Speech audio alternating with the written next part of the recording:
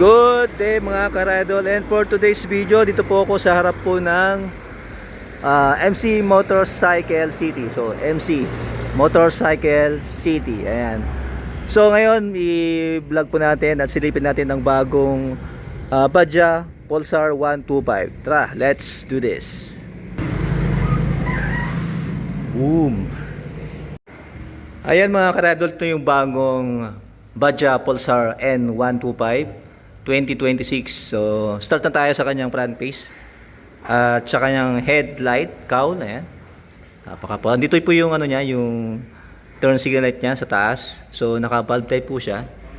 Ayan, may part dito na glossy, then ang kanyang headlight na naka LED. Ayan, puro pa mga idol, oh. Tapos may dito yung daytime running light niya, syempre bagong style mga idol. Ayan, kita nyo ba? Glossy na violet. At ito po ay naka-telescopic suspension. Ayan, tapos may cover po siya dito, hard plastic. Tapos sa kanyang fender sa harapan na matte black. Ayan, ito may style dito. Wapo. So hanggang dito ang kanyang fender. Ayan, medyo mahaba siya.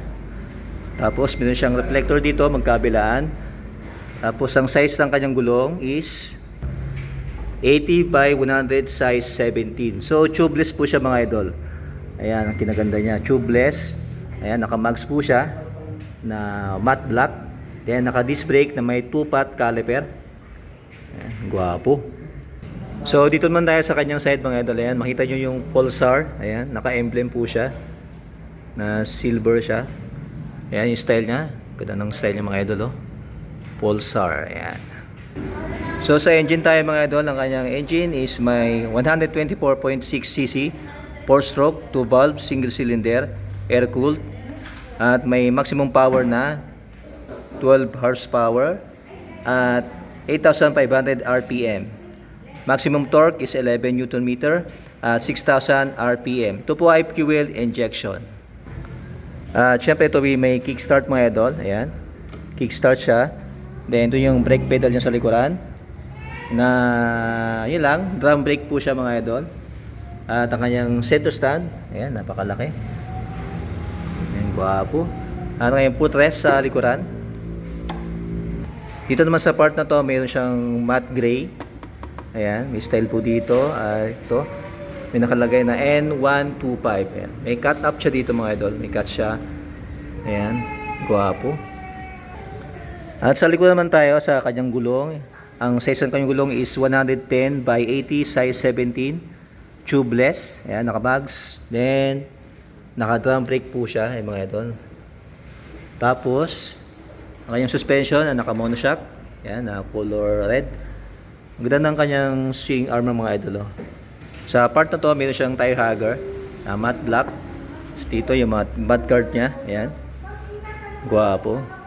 So medyo ano siya mga idol, yung gulong niya, oh. Naka dual sport siya.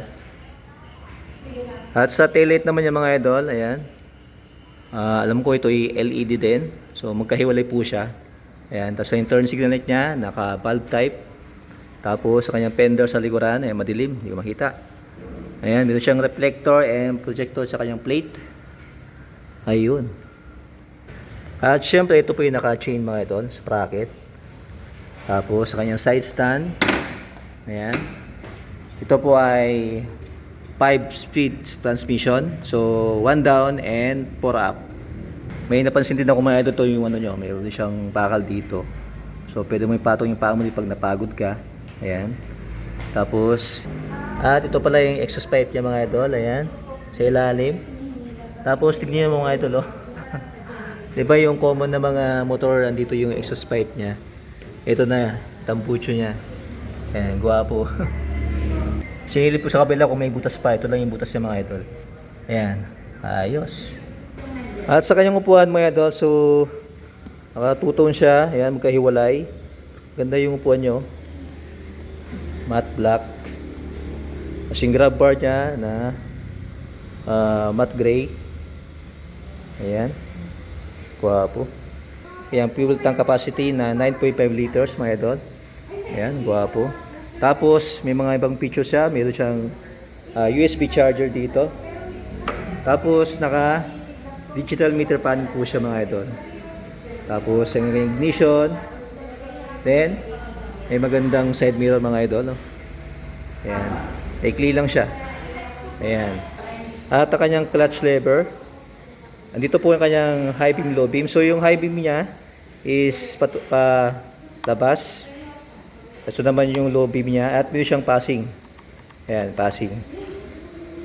Then, meron siyang mode dito. Ako yung left and right turn signal light. Kanyang horn. At sa kabila. So dito yung kanyang kill switch. Ayan. Tapos meron siyang sa mga nakita nyo sa mga scooter. Ayan. Sa mga scooter na may idling stop system. Itong Pulsar meron din po siya mga idol. Ayan. At ang kanyang electric starter. At kunti ko nakalimutan ang kanyang brake lever sa unahan. Naka disc brake. So ang kanyang timbang mga idol is 125 kg. Tapos ang ground clearance niya is 198 mm. Ayan. So sinubukan ko siyang sakyan mga idol. Kung abot ko ba. Ayan, okay naman. Sakto lang naman sa aking height. Ako po ay 5'5". At medyo tipto na tayo. Sa handling mga idol, sarap siyang hawakan. Hindi mangalay yung kamay mo dito. Okay to sa pang long ride. Suspension sa harap, okay din. Ayos. So magkano nga ba ang Bajaj Pulsar N125? Meron tayong kopya dito mga idol. Ayan. Ang kayang cash is 82,888. For installment, ang down payment niya is 6,000. For 3 years is 4,788.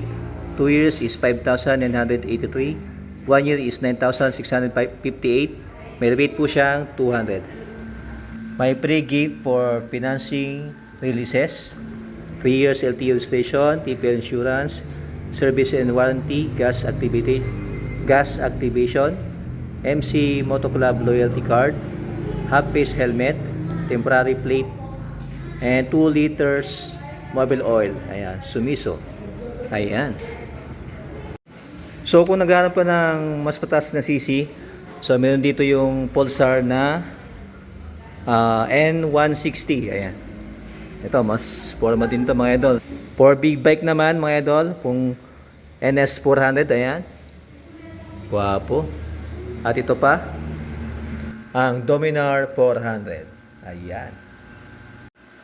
Ayan mga idol, sa mga gusto mag-purchase o mag-avail ng installment, punta lang po dito sa mga MC Motorcycle City along Nabuang MacArthur Highway, Barangay Stasyon, Paniki, Tarlac. Ayan. At malapit lang po ito sa Walter Mart, Paniki. At sa kaliwa niya, ang LTO. And that's it mga idol. Salamat po sa panonood. It's your boy Joel's Motovlog. Peace and love. Goodbye.